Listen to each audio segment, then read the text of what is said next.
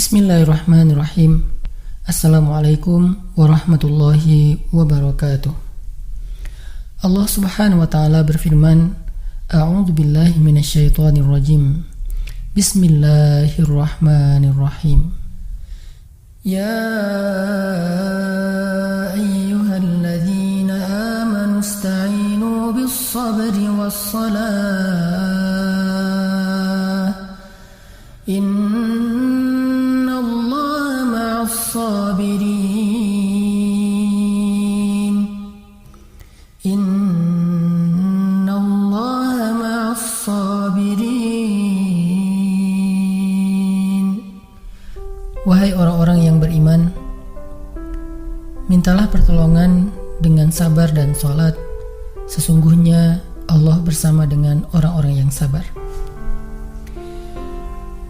Kita sering mendengar ayat ini disampaikan oleh para ulama, para da'i, para ustadz, tentang bahwa salah satu di antara cara menjemput pertolongan Allah subhanahu wa ta'ala itu adalah dengan melakukan ibadah sholat. Pertanyaannya adalah, sholat yang seperti apakah yang bisa menjemput pertolongan Allah dalam kehidupan kita pada saat kita sedang mengalami ujian yang berat? Banyak orang yang bilang, saya sholat tapi kok hidup saya gini-gini aja. Banyak orang yang bilang, saya udah sholat tetapi kok doa saya belum diijabah. Saya udah sholat tapi kok masalah saya masih belum selesai. Saya udah sholat tetapi kok musibah saya terus beruntun, tidak pernah berhenti. Saya udah sholat tapi kok musibah terus terjadi dalam hidup saya. Sehingga teman-teman yang dirahmati Allah, kita perlu belajar sholat yang seperti apa yang bisa menjemput pertolongan Allah subhanahu wa ta'ala secara ajaib. Mari kita renungkan sebuah kisah yang pernah disampaikan oleh sahabat Anas bin Malik radhiyallahu an, bahwa dahulu di masa Nabi ada seorang laki-laki di kota Madinah yang melakukan perjalanan antara Syam ke Madinah untuk berdagang. Di tengah perjalanan, laki-laki ini dirampok oleh para perampok. Dia diberhentikan oleh seorang laki-laki, kemudian hartanya diambil, lalu setelahnya laki-laki itu menghunuskan pedang kepada orang ini. Pedagang ini mengatakan, wahai fulan, jika engkau menginginkan hartaku, ambillah, tapi biarkanlah aku melanjutkan perjalanan. Perampok itu mengatakan, adapun harta itu sudah menjadi milikku. Sekarang aku menginginkanmu, aku ingin membunuhmu. Merasa tidak punya pilihan, akhirnya pedagang ini mengatakan, wahai fulan, jika engkau ingin menyakitiku, membunuhku, maka lakukanlah. Tetapi sebelumnya berilah aku kesempatan untuk melaksanakan sholat 2 rakaat. Lalu perampok ini mengatakan, ya sudah, kalau begitu sholatlah, aku akan berikan engkau waktu sebentar. Maka pedagang ini pun mendirikan sholat dengan sholat yang sangat khusyuk. Di dalam sholat, laki-laki ini setelah membaca Al-Fatihah, dia membaca sebuah ayat di dalam surat An-Naml ayat 62. Apa ayatnya? Dia membaca kalimat, Amman yujibul muttarra idza da'ah. Amman yujibul muttarra idza da'ahu wa yakshifus su'a wa yaj'alukum khulafa'al ard. A ilahum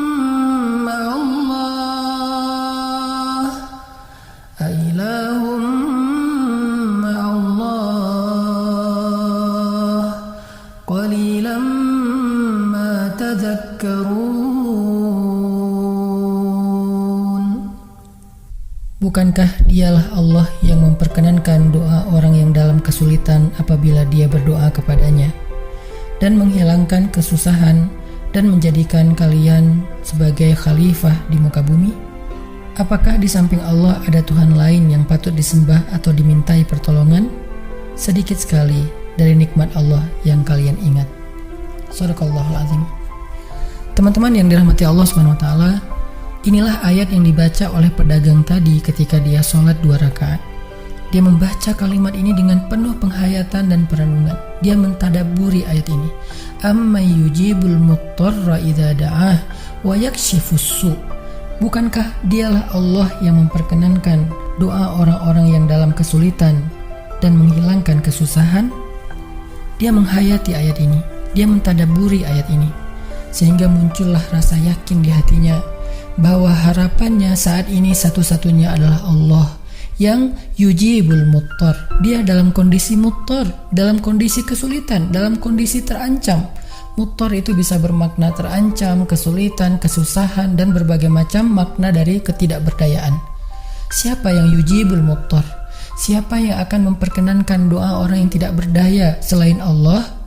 Wa yakshifus su', dan menghilangkan kesusahannya selain Allah.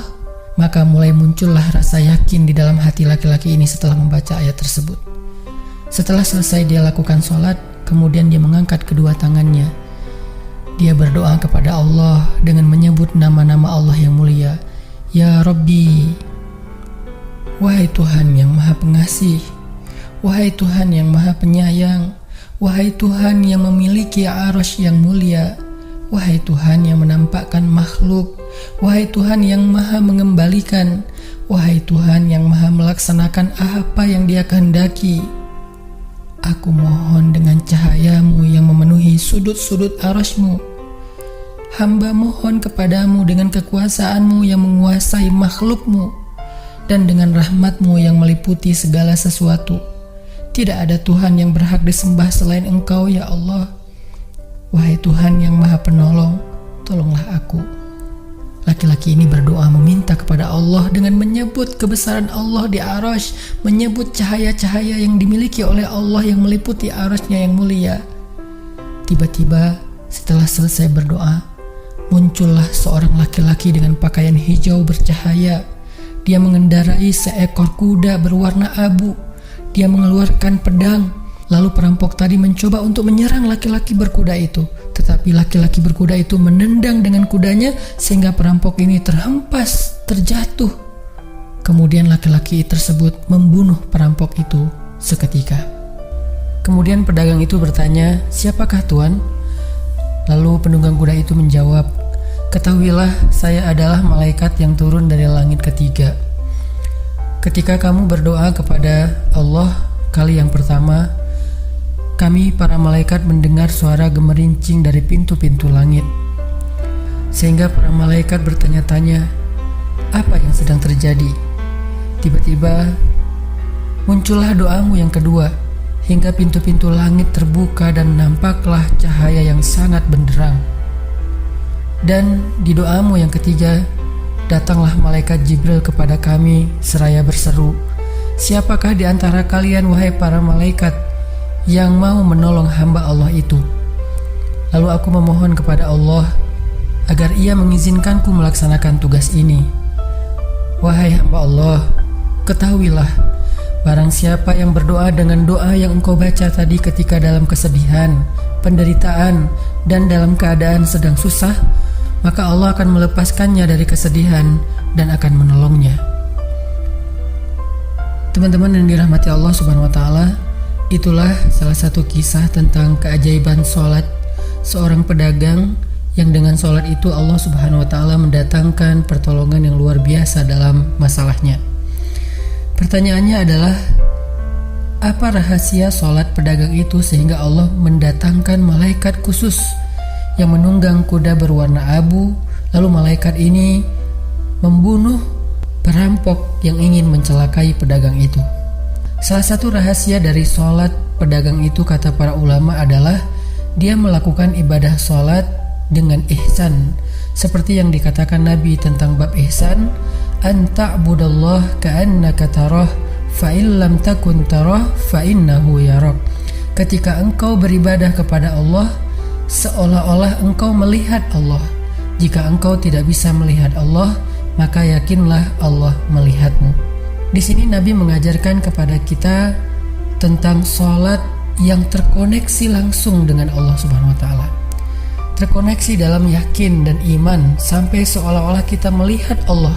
Artinya ketika kita bisa sholat seolah-olah kita melihat Allah, lalu dengan kondisi seperti itu kita meminta pertolongan Allah dengan penuh keyakinan, itulah sholat yang mendatangkan pertolongan Allah. Atau kalau kita nggak bisa membayangkan bahwa kita melihat Allah karena itu memang sulit, maka yakinlah Allah melihat kita dan itu pasti. Artinya bahwa Allah itu pasti mendengar kita, melihat kita, dan sedang menunggu apa yang kita butuhkan.